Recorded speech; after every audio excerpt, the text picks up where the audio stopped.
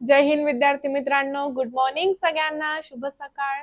मी मधुरा कापसे जाधव तुमच्या सगळ्यांचं स्वागत करतेय. पोलीस भरतीसाठी सर्वोत्कृष्ट असं आणि महाराष्ट्रातल्या नंबर 1 असे आपल्या टिक्कर मराठी या युट्यूब चॅनलवर.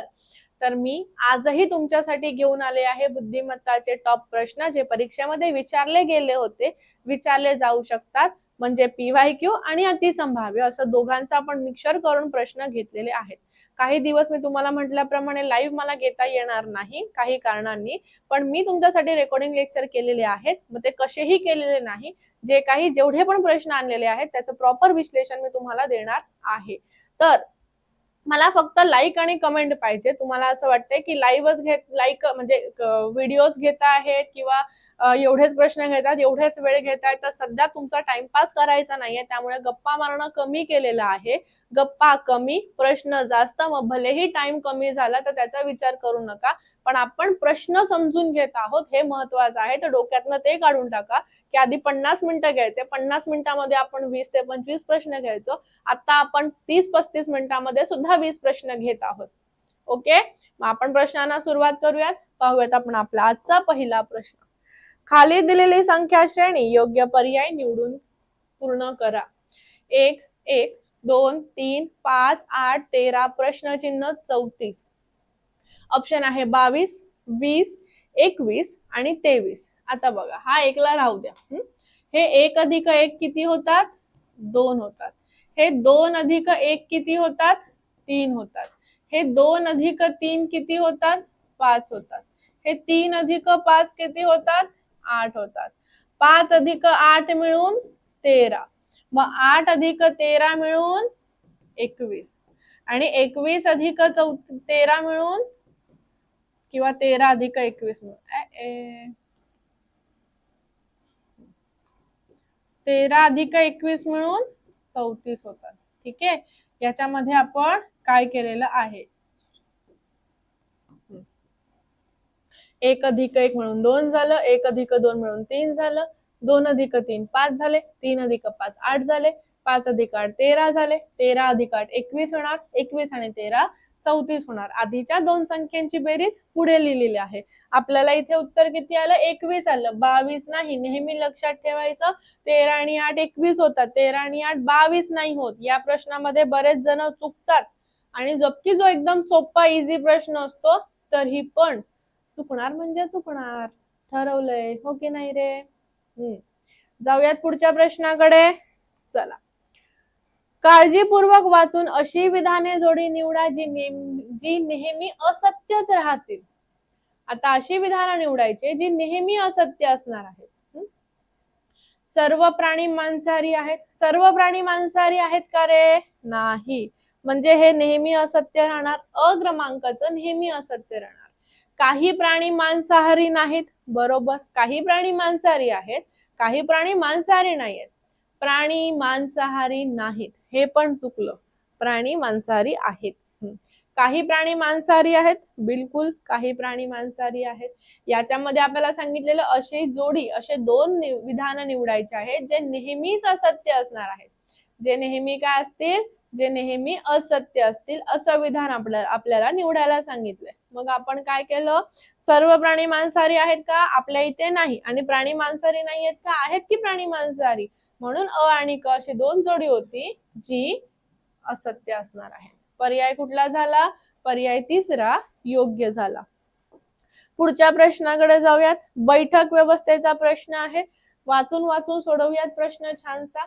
मधु, भोलू, कनू, ज्ञानू, मीनू आणि नलू हे 6 मित्रमैत्रिणी षटकोनाकार क्षेत्राच्या बाजू तयार होतील अशा पद्धतीने 6 खुर्च्या मांडून बसलेले आहेत. आपल्याला काय सांगितलंय? 6 जण आहेत, षटकोनाभोवती बसलेले आहेत, खुर्च्या मांडून बसलेत. याचा अर्थ ते कुठे बसले आहेत? बाजूंवर बसले आहेत. छान षटकोन काढला. इथून सुरुवात करायची. 1 2 3 4 5 6. आपल्या माहितीसाठी एकेकाचा उजवा हात काढून घ्यायचा, म्हणजे आपल्याला कळतं हा उजवा आहे म्हणजे त्याच्या विरुद्ध डावा झाला. अरे यार, 1 मिनिट द्या मला. चला, काय सांगितलंय? षटकोन म्हटलं होतं. षटकोनाच्या 6 बाजू काढल्या. 6 बाजूवर 6 जण बसले होते खुर्च्या घेऊन. मग प्रत्येकाचं असं आपण ॲरो काढून घेतले. प्रत्येकाचा उजवा हात काढून घेतला जेणेकरून आपल्याला समजतो हा उजवा हात आहे म्हणजे याच्या विरुद्ध डावा हात झाला. प्रश्नाला सुरुवात होतीये, नेहमी इथून सुरुवात करायची. मधु ज्ञानूच्या समोर, मधु ज्ञानूच्या समोर व तो कनूच्या शेजारी उजव्या हाताला आहे. मधु काय आहे, इथे कनू बसला असेल, कनूच्या उजवीकडे मधु बसला. ठीक आहे. पुढे मीनू व मधु यांच्यामध्ये नलू आहे. इथे मीनू झालं बसवलं तर कनू झालं म्हणजे इथे मीनू येणार. मीनू आणि मधु यांच्यामध्ये कोण बसलेला आहे, नलू बसलेली आहे. बरं चालेल. आणि नलू यांच्यामध्ये बसली ती असून नेमकी भोलूच्या समोर आहे. मीनू आणि मधुच्या मध्ये नलू बसली असून त्यांच्या बरोबर नेमकी समोर भोलू बसलेला आहे. झालं. ठीक आहे. आता प्रश्न वाचा. पुढील पैकी 3 जोड्या त्यांच्या बसण्याच्या पद्धतीनुसार समान आहेत म्हणून त्यांचा गट होऊ शकतो, तर कोणती जोडी वेगळी आहे? 4 पैकी 3 समान आहेत, 1 वेगळी आहे. नलू भोलू, भोलू आणि मधु, नलू आणि मीनू, मधु आणि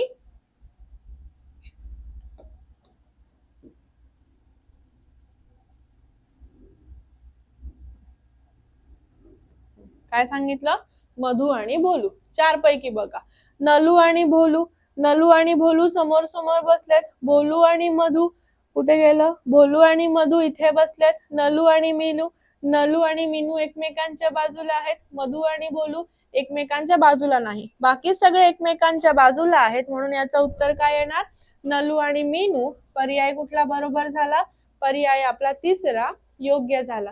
नलू आणि मीनू असे 2 आहेत जे बाजूबाजूला शेजारी बसलेले आहेत, बाकीचे शेजारी बसलेले नाहीत. पर्याय क्रमांक आपला तिसरा हा योग्य येतोय. त्याच्यानंतरच्या पुढच्या प्रश्नाकडे जाऊयात. सांकेतिक भाषेचा प्रश्न आहे. पी म्हणजे गुणाकार, टी म्हणजे वजा, एम म्हणजे अधिक आणि बी म्हणजे भागिले असेल तर खालील संख्यांचं मूल्य काढा. ऑप्शन मध्ये दिलंय 30, 32, 34, कोणतंही नाही.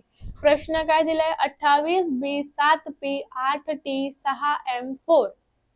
28 बी म्हणजे भागिले, 7 पी म्हणजे गुणाकार, 8 टी म्हणजे वजा आणि एम म्हणजे अधिक. 28 ला 7 ने भागलं, 7 चोक 28, 4 आलं, 4 गुणिले 8 वजा 6 अधिक 4, 8 सक 48.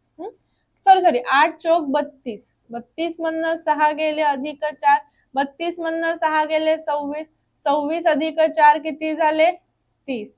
फायनल उत्तर किती आलं आपलं, फायनल उत्तर आलं 30 आणि पर्याय क्रमांक झालेला आहे पहिलाच योग्य.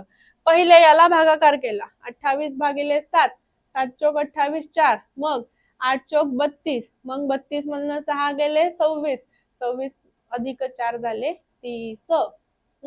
हे जरी विचार केला 10 घ्यायचं नाही बरं, इथे 6 वजा 6 अधिक 2 वजा 2, 32 वजा 2 4 येणार, 26 मधनं 26 अधिक 4 उत्तर 30च आलं पाहिजे. पर्याय पहिलाच आला पाहिजे. पुढच्या प्रश्नाकडे जाऊयात, पण त्याच्या आधी आपल्या टिक्कर मराठीचा परिपूर्ण असा आपला हिरो ठोकळा, ज्याची किंमत फक्त 199 रुपये आहे ई बुकची. या ठोकळ्यामध्ये आपण याला परिपूर्ण याकरता म्हणतो कारण या ठोकळ्यामध्ये सगळ्या विषयांचे टॉपिक नुसार प्रश्न उत्तर आहेत. ठीक आहे. नवीन अभ्यासक्रम आहे, बरेचसे टॉपिक नवीन ऍड झाले आहेत, बरेचसे प्रश्न तुमच्यापर्यंत पोहोचत नाही. तुम्हाला प्रॅक्टिसला प्रश्न हवे आहेत तर हा एक उत्तम ठोकळा आहे ज्यामध्ये तुम्ही प्रत्येक विषयाचे टॉपिक नुसार प्रश्न उत्तर सोडवू शकतात. तर आपला हा 500 रुपयाचा ठोकळा सध्या 199 ला भेटत आहे. त्यासाठी तुम्ही ऍप डाउनलोड करायचं आहे. तिथे बाय ई बुक वर क्लिक करून पोलीस भरतीच्या ठोकळ्यावर क्लिक करायचं आहे.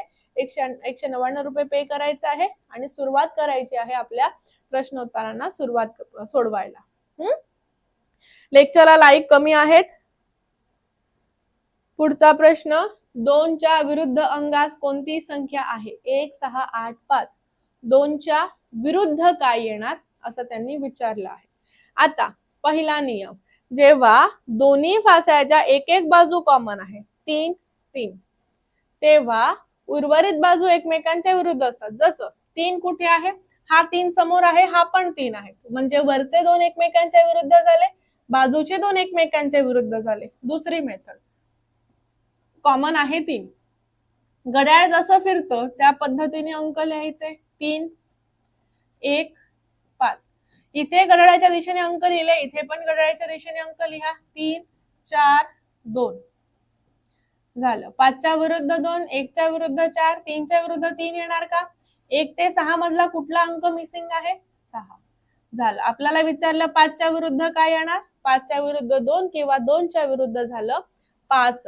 आता याला अँटी क्लॉकवाईज लिहिलं तर काही अडचण नाही, अँटी क्लॉकवाईज लिहा. 3 5 1 3 5 1 3 2 4 3 2 4 सेम. 1च्या विरुद्ध 4, 5च्या विरुद्ध 2, 3च्या विरुद्ध 3 येतो का? नाही, 6 येतो. ठीक आहे, असं नाही करायचं एकाला क्लॉकवाईज एकाला अँटी क्लॉकवाईज. या तर दोघांना क्लॉकवाईज न्या किंवा दोघांना अँटी क्लॉकवाईज न्या. एकाला एक आणि दुसऱ्याला दुसरं असं करू नका, म्हणजे अडचण येणार नाही. क्लिअर आहे? जाऊयात पुढच्या प्रश्नाकडे. चला, सांकेतिक भाषेचा प्रश्न आहे. एका सांकेतिक भाषेत रॅबिटला 9 2 7 7 6 3 आणि ड्राफ OER ला 8 9 2 0 3 4 9 असं लिहिलं तर बेटरचं सांकेतिक रूप काय असेल? बेटरचं सांकेतिक रूप काय आहे? ठीक आहे, बघा, जिथल्या तिथे असेल मे बी रॅबिट, RABBIT. रॅबिटचं आहे 9 2 7 7 6 3.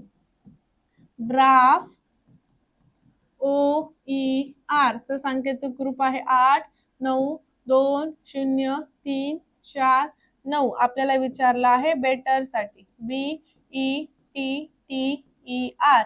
बी साठी 7 आहे, ई साठी 4 आहे, टी साठी 3 आहे, ई साठी 4 आहे, आर साठी 9 आहे. उत्तर काय झालं? 74 33 49. 74 33 49 ऑप्शन आहे दुसरा. पर्याय क्रमांक झाला आपला दुसरा योग्य. पुढच्या प्रश्नाकडे जाऊयात. क्रम पूर्ण करा, मालिका पूर्ण करा. FJMOQT प्रश्नचिन्हाच्या जागी काय येणार? YXVZ. FJMOQT.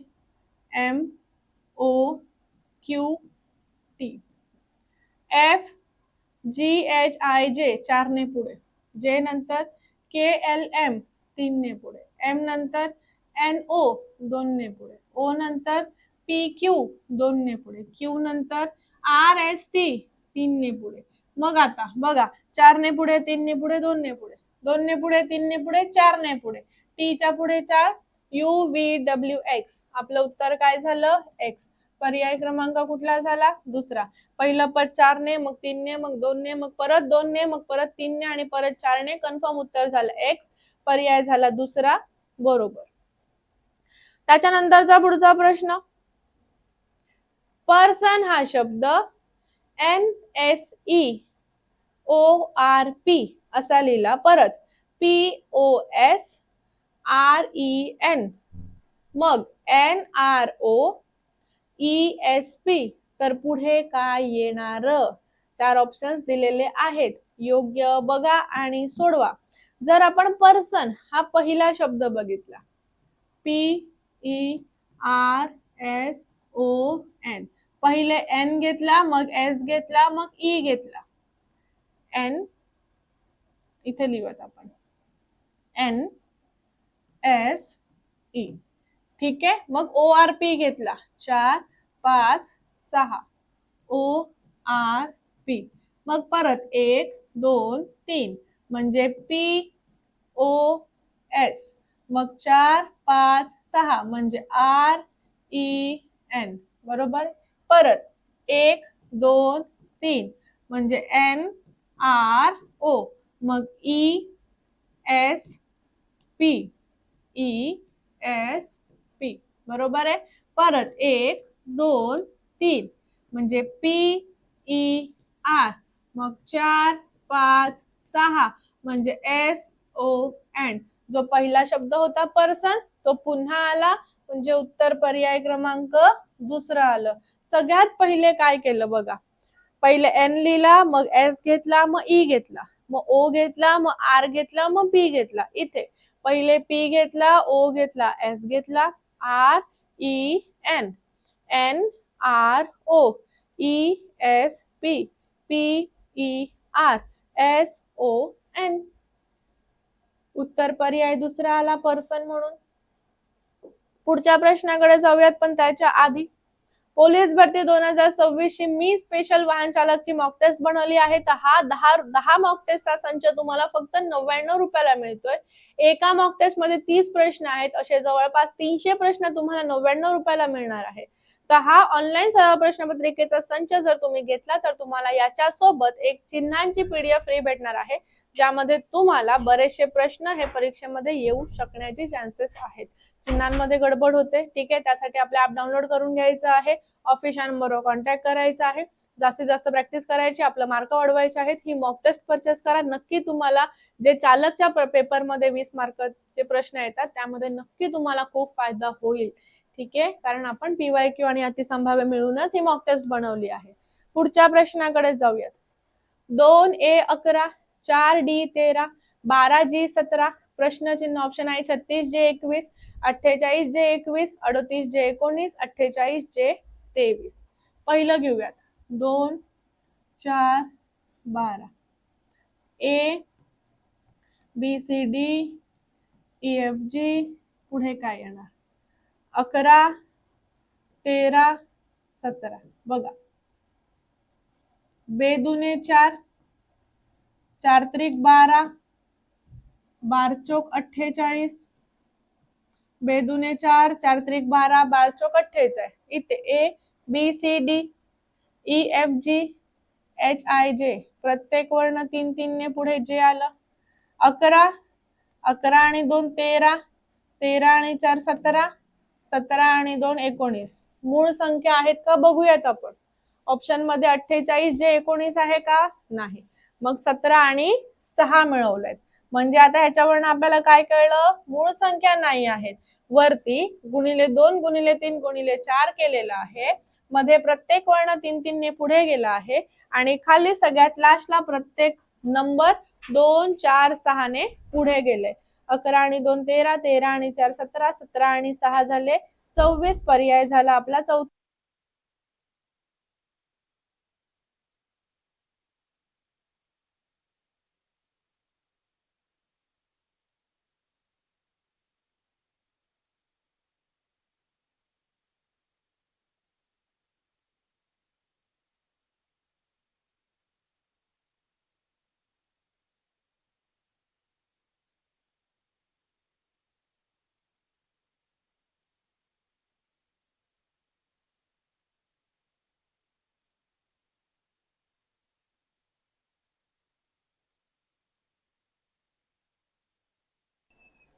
ठीक आहे, 2 दूने 4, 4 त्रिक 12, 12 चौक 48, 2 3 4 ने पुढे, मग ए नंतर BCDEFG HIJ 3 ने पुढे, 11 आणि 2 13 आणि 4 17 आणि 6 26. उत्तर काय झालं? 26 पण नाही आता, म्हणजे हा सॉरी 23. अरे असं काय होतं? ठीक आहे, 6 ऍड करायचे आहे. उत्तर झालं 48J23. पर्याय झाला चौथा योग्य. पुढच्या प्रश्नाकडे चला. मालिका पूर्ण करा. इंटरेस्टिंग प्रश्न आहे. 1957, 1942, 875 आणि 414. सॉरी 414 हे आपले ऑप्शन्स आहेत.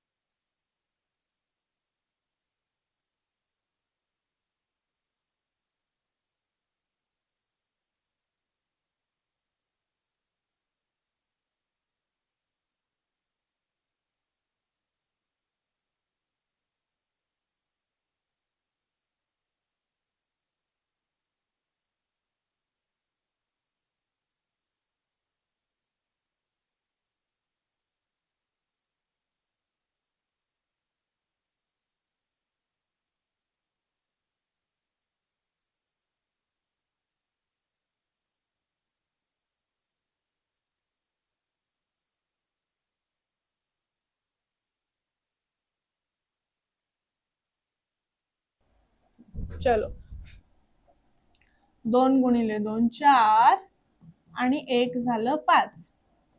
5 गुणिले 3 झाले 15 आणि 1 झालं 16. 16 गुणिले 4 झालं 64 आणि 1 झालं 65.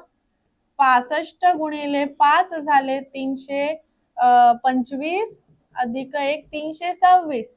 आतापर्यंत काय केलं आपण? ही मालिका कशी गेली? 2 दुने 4 आणि 1 5. 5 त्रिक 15 आणि 1 16. 16 चौक 64 आणि 1 65.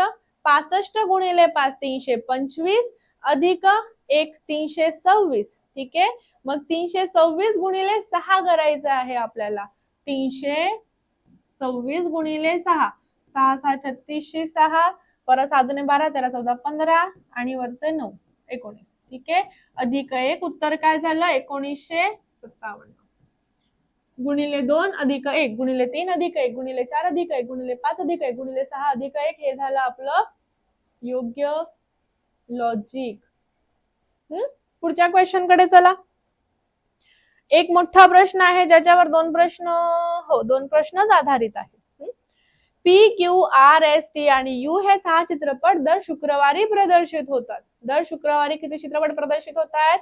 6 चित्रपट प्रदर्शित होत आहेत. हा प्रिव्हियस इयरचा क्वेश्चन आहे.